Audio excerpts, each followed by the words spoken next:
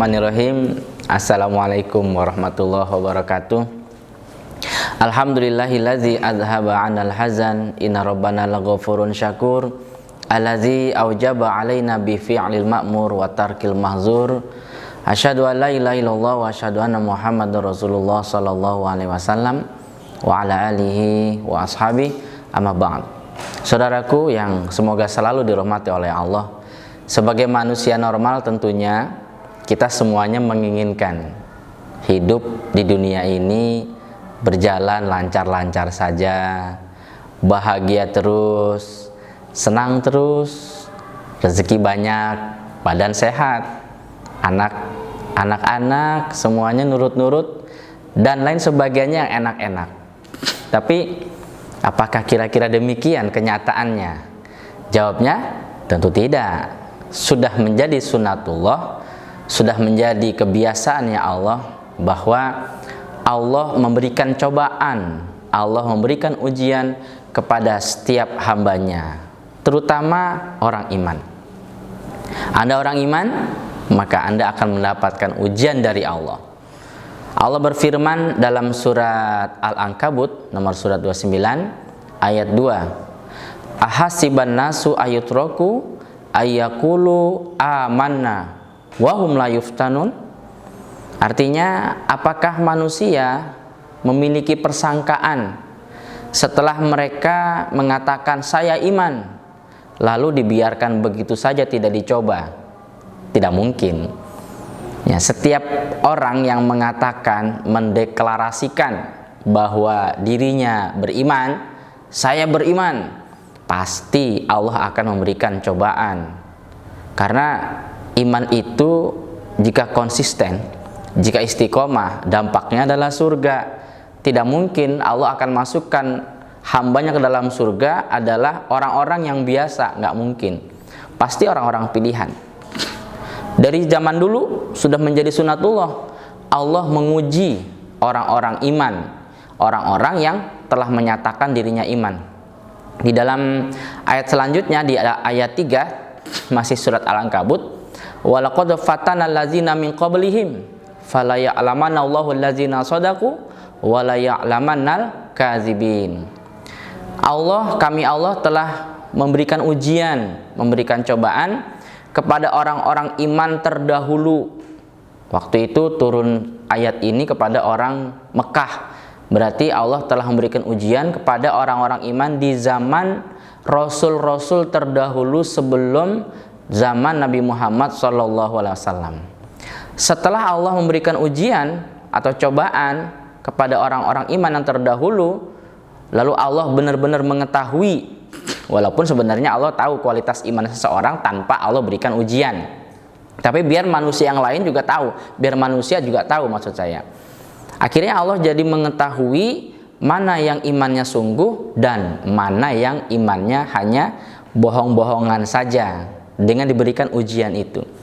Jadi berarti seseorang setelah mengatakan saya iman pasti diuji, pasti dicoba oleh Allah, karena Allah betul-betul sekali lagi ingin mengetes keimanan seseorang. Ini imannya sebenarnya murni atau hanya bohong-bohongan saja.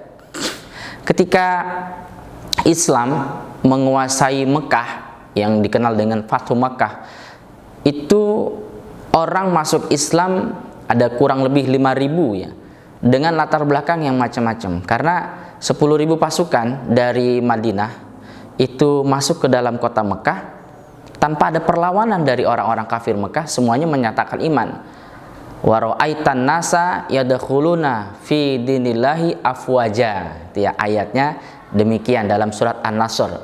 Muhammad, kamu melihat manusia berbondong-bondong, berduyun-duyun dalam jumlah yang banyak masuk ke dalam Islam. Nah, ternyata memang banyak yang dilatar belakangi oleh rasa takut. Walaupun kemudian dari rasa takut itu ada yang menjadi orang iman sungguhan. Tapi banyak yang tidak sungguhan imannya setelah Allah uji dengan peperangan. Dengan adanya peperangan, ada yang makin kuat imannya, ada yang kemudian mundur dan terlihatlah ternyata orang tersebut imannya bohong-bohongan saja.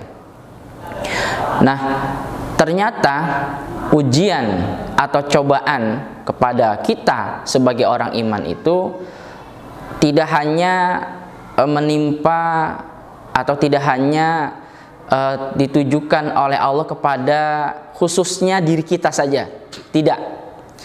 Tapi ternyata cobaan itu bisa Allah berikan kepada kita memang, tapi objeknya bisa jadi keluarga atau harta, atau mungkin berupa orang-orang yang tidak suka dengan keimanan kita, dengan kita menjadi orang Islam atau dengan kita menjadi orang iman.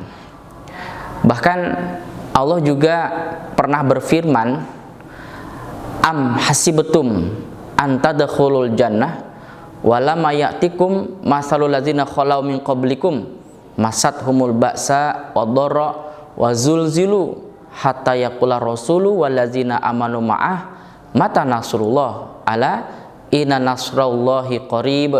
Surat Al-Baqarah ayat 214. Apakah kalian menyangka, meyakini bisa masuk surga, padahal kalian belum pernah kedatangan sesuatu yang pernah dialami oleh orang-orang sebelum kalian? Apa itu? Orang-orang sebelum kalian telah tertimpa ba'sa wadh-dharra, ba'sa bahaya berupa kefakiran yang sangat, peperangan, kemudian wadh-dharra dan kesengsaraan berupa halul marid, keadaan sakit, wabah penyakit, wazulzilu dan gegeran gonjang-ganjing peperangan dari orang-orang kafir. Sehingga saking beratnya ujian itu, para rasul saat itu dan orang-orang iman mengatakan, mana pertolongan Allah? Ini saking beratnya ya. Tapi Allah berfirman, ketahuilah bahwa pertolongan Allah itu pasti datang. Pertolongan Allah itu sifatnya dekat. Artinya berarti ujian yang kita dapatkan dalam hidup ini adalah peluang bagi kita untuk meraih surga. Nah, berarti saudaraku tentu sudah tahu dong bagaimana cara mensikapi ujian ini. Cara mensikapinya adalah ya dengan bersabar, menerima apa yang Allah berikan dengan tetap menjalankan perintahnya dan menjauhi larangannya. Tidak kemudian mengumpat, tidak kemudian menyalahkan orang lain, apalagi suuzon atau sangka jelek kepada Allah ya. Ada lagi dalil yang menyatakan dalam surat Al-Baqarah ayat 155, walanabluwannakum bisyai'im minal khaufi wal ju' wa naqsim minal amwali wal anfusi was samarat wa basyiris sabirin. Jadi kata Allah, kami akan menguji kalian dengan sesuatu dari rasa takut. Kalau zaman dulu takut ancaman orang-orang kafir. Kemudian lapar, Allah berikan larang pangan atau paceklik, krismon, kurang buah-buahan, dan kekurangan diri. Kekurangan diri maksudnya sering sakit-sakitan. Tapi kemudian Allah berfirman di ujung ayat tersebut, wa basyiris sabirin, berilah kabar gembira Muhammad untuk orang-orang yang bersabar. Artinya orang yang tawakal kepada Allah, pasrah dan bersabar menerima ujian dari Allah, dia mengatakan alhamdulillah ala kulli hal, segala puji bagi Allah atas segala keadaan. Setiap tindakan Allah kepada hambanya itu pasti ada hikmahnya. Nah, ketika orang itu berpikiran demikian, berarti dia telah mengambil sesuatu yang tepat atau menjalankan sesuatu yang tepat, dan akhirnya dia akan menjadi orang yang termasuk di dalam ayat tersebut, wa basyiris sabirin, berilah kabar gembira Muhammad untuk orang-orang yang sabar. Semakin besar ujian yang Allah berikan kepada seseorang, ternyata pasti semakin besar pula balasan pahala dari Allah, dan peluang untuk masuk surga jelas lebih tinggi. Dalam sebuah hadis riwayat Tirmizi, Ibnu Majah dan Ibnu Hibban, Rasulullah SAW bersabda, inna izomal jazai ma'izomil balai wa inna allaha iza ahabal qawma ibtalahum faman rodiya falahu ridho, waman sakhita falahu sukhtun. Sesungguhnya besarnya pahala atau pembalasan itu menyertai besarnya cobaan. Ya, saya ulang sekali lagi, berarti semakin besar ujian Allah berikan kepada seorang, berarti peluang pahala akan semakin besar pula. Dan ternyata Allah itu ketika senang atau cinta kepada suatu kaum atau seseorang, maka Allah akan memberikan dia ujian, ya, akan diberikan ujian. Maka barang siapa yang ridho, ikhlas, sabar menerima ujian itu, Allah pun akan ridho. Tapi barang siapa yang marah, suudzon, mengumpat, menyalahkan orang lain ketika Allah berikan ujian atau cobaan, maka Allah pun akan berikan murka kepada dia. Dan ternyata juga dalam sebuah hadis, ketika seorang hamba telah ditulis oleh Allah derajat yang tinggi, tapi ternyata dari amalannya belum bisa membuat dia masuk ke dalam surga yang ditentukan itu derajatnya, derajat yang tinggi itu.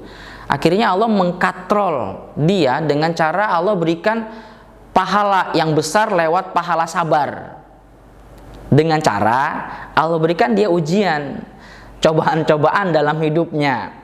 Tapi Allah juga berikan dia kesabaran, sehingga pahala sabar yang berat itu Allah gunakan untuk mengangkat dia ke derajat yang telah Allah tentukan. Jadi intinya saudaraku, kalau kita menerima ujian atau cobaan dari Allah, terima saja. Dan yang perlu kita ingat adalah ujian yang Allah berikan pasti sesuai dengan kadar kemampuan kita. Tidak mungkin Allah memberikan ujian kepada manusia di luar kemampuannya.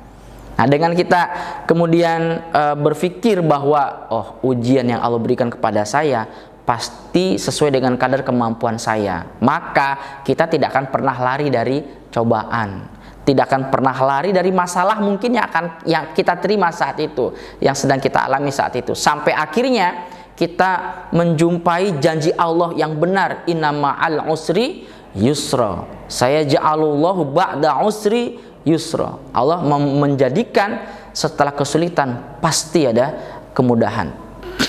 Dan hadiah dari Allah yang terakhir adalah orang yang menerima ujian dalam hidupnya itu bisa menghapus dosa-dosa dia sehingga dia meninggal dalam keadaan husnul khotimah. Ini yang kita nantikan, meninggal dalam keadaan husnul khotimah. Karena husnul khotimah itu peluang besar untuk kita masuk dalam surga, berawal dari bahagia di dalam alam barzakh atau alam kubur. Rasulullah SAW bersabda, "Ma yazalul bala'u bil mu'min wal mu'minah fi nafsihi wa waladihi wa malihi hatta yalqallaha wa ma alaihi khoti'ah."